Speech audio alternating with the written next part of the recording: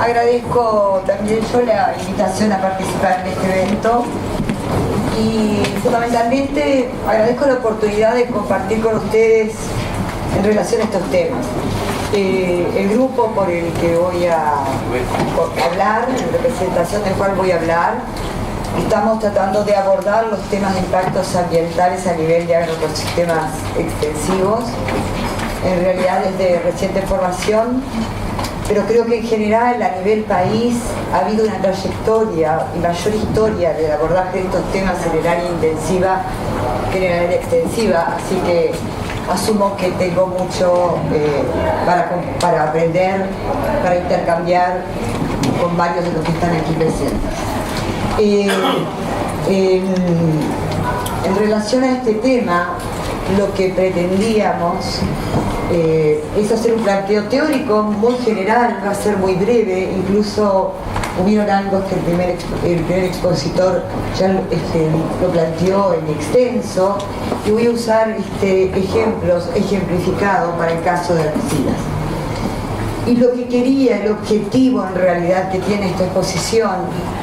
porque primero pensamos que íbamos a presentar algo de los resultados de un acuerdo que tenemos en este proyecto, muy específico, trabajando en lo que hace al efecto de coberturas, distintas especies de cobertura invernal en embalsamientos como forma de reducir el uso de herbicidas, pero después cambiamos a la posibilidad de plantear qué es lo que estamos haciendo en el grupo multidisciplinario que intenta abordar los problemas de efectos ambientales en este tipo de ecosistemas. El planteo teórico general que les decía, que les voy a presentar, ejemplificado en herbicidas, tenía como propósito de alguna manera compartir con ustedes las complejidades que se enfrentan en el abordaje de los estudios en este tema y además, de alguna manera, también compartir con ustedes cuáles son los fundamentos del enfoque que estamos teniendo en los trabajos que estamos iniciando y que pensamos continuar. Como se mencionó en una charla anterior, era esperable, totalmente esperable, que los herbicidas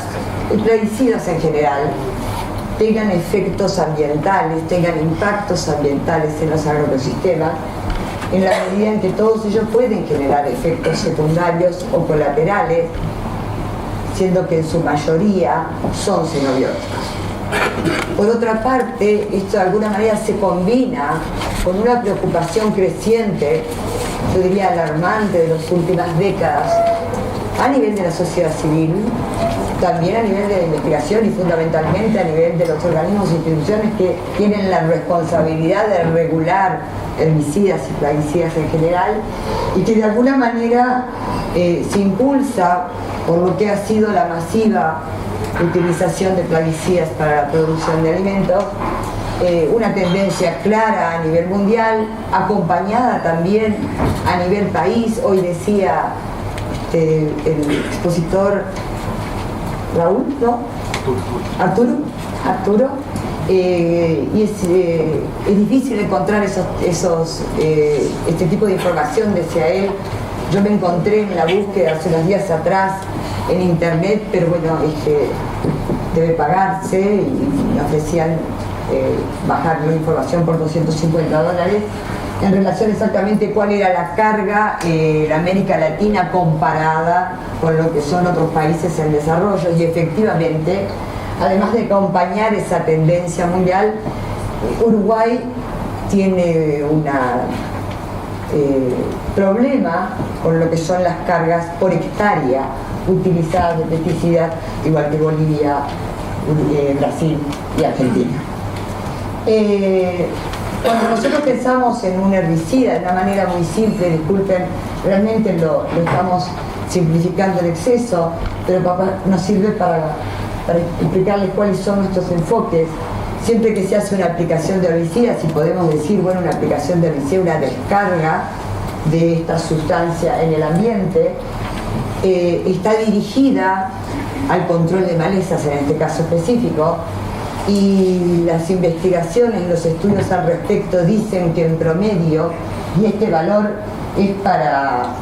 para pesticidas en general, no solo herbicidas, puede haber algunas variantes, pero solo el 1% de aquello que estamos descargando en el ambiente va al objetivo, al blanco. El 99% restante es de alguna manera descargado en otros compartimentos, como el aire, como el agua, y bueno, y el suelo, que sí es en general parte del objetivo en el caso de herbicidas, y que es el principal destino de esta descarga. De alguna manera, cada vez que realizamos esa aplicación, existe una distribución entre estos distintos compartimentos, destino del plaguicida o herbicida en cuestión, y podríamos plantearnos si realmente importa cuál es la distribución, la compartimentalización que se produce en esa aplicación. Y sí, efectivamente importa. Ejemplificando una vez más en herbicidas, es en el suelo donde van a ocurrir los mayores procesos de degradación, donde tenemos la posibilidad de disminuir una carga de potencial tóxico, fundamentalmente en el suelo. Estos procesos degradativos son de menor significancia tanto en el aire como en el agua, y por lo tanto sí nos importa y mucho que ocurra una compartimentalización de vida, y no solo en términos de los destinos ambientales, sino también para justificar la razón del uso. Hemos decidido esa descarga para controlar malezas, por lo tanto lo que queremos es que la mayor parte llegue al suelo. Es ahí uno de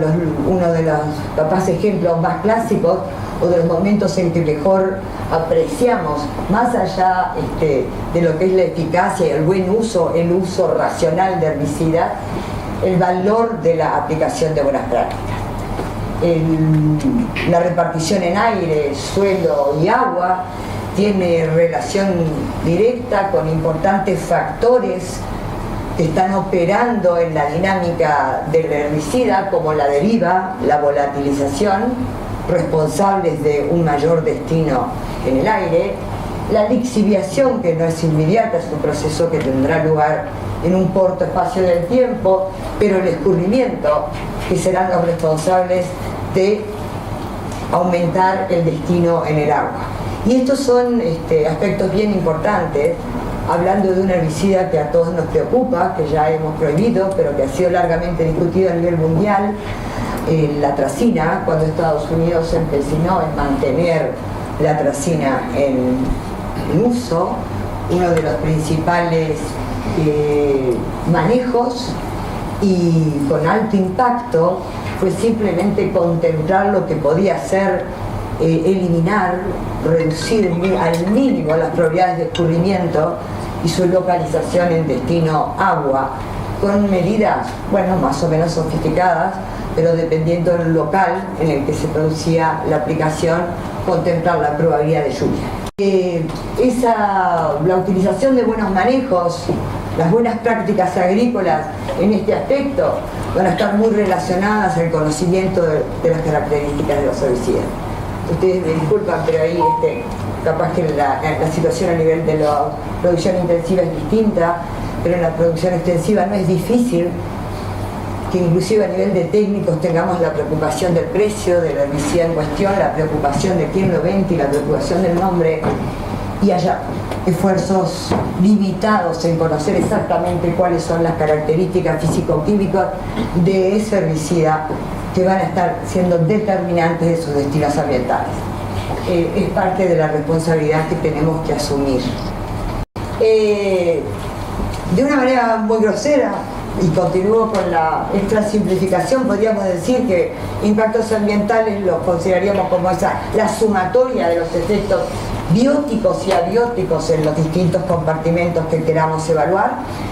y puse abióticos de alguna manera de una manera diferente, no puedo creer. Porque en el caso de los herbicidas los efectos abióticos son muy poco probables, eso es más común con fertilizaciones, manejos de suelo, producción pecuaria. En el caso de herbicidas la mayoría de los efectos son de tipo bióticos, y esos son los que están relacionados con la sustentabilidad ambiental y la sustentabilidad agrícola. ¿Cuáles son esos efectos potenciales que preocupan tanto, nos preocupan tanto, preocupan a investigadores, preocupan a la comunidad en general? Y no estoy tratando el tema de salud humana porque nuestro grupo se enfoca estrictamente en lo que tiene que ver con los efectos a nivel del ambiente. Hay efectos importantes en la abundancia, en la estructura de las poblaciones microbianas, la biomasa, la actividad, la funcionalidad del suelo, al punto que hoy se cuestiona en muchos de los sistemas agrícolas extensivos del país cuánto de la falta de explicación que estamos teniendo de nuestra producción limitada, que no encontramos relación con efectos en la estructura física de suelos, ni con la química del suelo, ni con el manejo de las fertilizaciones, no puede estar explicado por años de utilización de pesticidas que afectaron y están de alguna manera limitando la buena funcionalidad del suelo, la calidad del suelo. Hay aspectos importantes en lo que hace a la biodiversidad y este tema trasciende todos los ambientes, todos los destinos, y hay algunos aspectos adicionales que tienen que ver con la consideración más reciente de efectos incluso en el organismo blanco o en la maleza, la resistencia a herbicida, que ya no es un efecto directo del herbicida, sino del uso del herbicida y debiera ser contemplado. Se agrega como efectos de impactos ambientales. Hay algunos otros efectos también recientes que son parte de las dificultades que encontramos en los estudios, que tiene que ver con que los compartimentos y fundamentalmente el suelo opera en ocasiones como una nueva fosa de descarga, como una fosa acumulando herbicidas y se transforma en una nueva fuente de descarga. Esto de alguna manera en la comprobación de la existencia de formas de reserva de los plaguicidas en suelo en el largo plazo, de los que se desconoce absolutamente cuál es su tasa de liberación, excepto que se ha medido. Así ocurre que aparecen importantes cantidades de DDT, habiendo sido prohibido durante años, liberados a partir de sedimentos cuando se dan determinadas condiciones para su liberación. Y disculpen, y a esa categoría, a ese estado en el que los plaguicidas pueden permanecer en el suelo, se les llama NER o residuos no extractables porque realmente se encuentran muy ligados o secuestrados en la materia orgánica.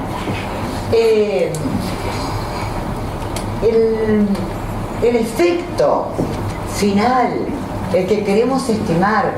la información con la que queremos contar, porque por algunas razones que ahora vamos a explicar, pero ya está en la cabeza de todos, requerimos de estimaciones locales que nos permitan instrumentar las formas de mitigación y nos permitan además de alguna manera jerarquizar cuáles son las primeras medidas a adoptar, conociendo cuáles son los impactos más probables y cómo operan en los distintos sistemas y a nivel país. Ese efecto, cualquiera de ellos, es de alguna manera el resultado de una combinación entre la concentración del herbicida en el suelo y la sensibilidad a la toxicidad que manifieste el organismo, la comunidad de organismos que nos importan, los que están presentes, aquellos que son parte de la vida de nuestros suelos, que son parte de la sustentabilidad ambiental local. Esa concentración, por eso es que muchas veces, muy rápidamente, se habla o se intenta hablar de impactos ambientales por la sola consideración de la concentración, es realmente muy inadecuado. Puede haber mucho de algo que no tenga probabilidad de generar impactos, o puede haber una alta sensibilidad en un microorganismo que no nos importa demasiado, o para el que nunca existe la descarga del tóxico al que es sensible. Necesariamente debe estudiarse el resultado combinado de estas dos cosas, y ahí empiezan los grandes problemas de la investigación. En primer lugar, la determinación de la biodisponibilidad es complicada. Si ustedes recuerdan algo de lo que conocemos en el suelo, lo que está disponible en solución y con capacidad de ser alcanzado por microorganismos y de esta manera ejercer el efecto, es el resultado de los famosos 7 procesos, la combinación de lo que quedó después de pérdidas como el escurrimiento, la decomposición por luz o fotólisis, lo que mínimamente fue absorbido por las plantas, los procesos de absorción, desorción que los liberan y los retienen en una escala temporal, y la degradación que pueda ocurrir. A esto le sumamos el conocimiento de que existe además un acúmulo en suelos de los que solo podemos estimar cuánto hay, pero no sabemos muy bien cómo se va a liberar. Desde hace unos años la Comunidad Económica Europea exige que en todos los registros de sustancias utilizadas en el ambiente se agregue la información de cuánto NER se produce en el ambiente con ese plaguicida en cuestión, e incluso hay un límite para el registro y todos aquellos que generen por encima del 70% no pueden ser registrados, en función de la peligrosidad que implica esto en el largo plazo. Y volatilización había quedado, disculpen ustedes, lixiviación. Estos efectos potenciales, y cuando agregamos la consideración en la escala temporal,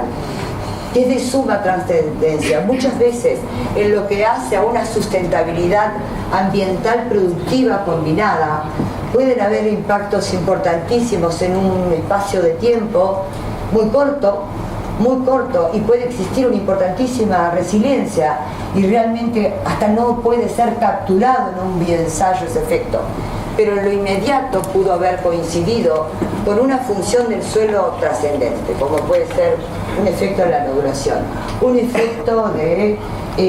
negativo a nivel de las micorrizas que están fomentando la nutrición de la planta en el momento en que es importantísimo que se reciba el nutriente. Esos efectos y la consideración de la escala es otro de los enormes desafíos que tenemos a nivel de investigación. De alguna manera solo podríamos resolverlo si, además de la posibilidad de estimar concentraciones, tuviéramos la posibilidad de estimarlas en forma permanente y por plazos adecuados, 3, 4 años, y en forma periódica, para que pudiéramos capturar esa dinámica que explica no solo los efectos potenciales de sensibilidad, sino también efectos tóxicos y efectos crónicos, como también se mencionaba en la charla anterior. Hay una serie de efectos que son sustanciales, que se explican por efectos crónicos, y esos tienen que ver con una dinámica del herbicida, por decirlo así, en el suelo, que está sujeta a esa complejidad de problemas que decíamos.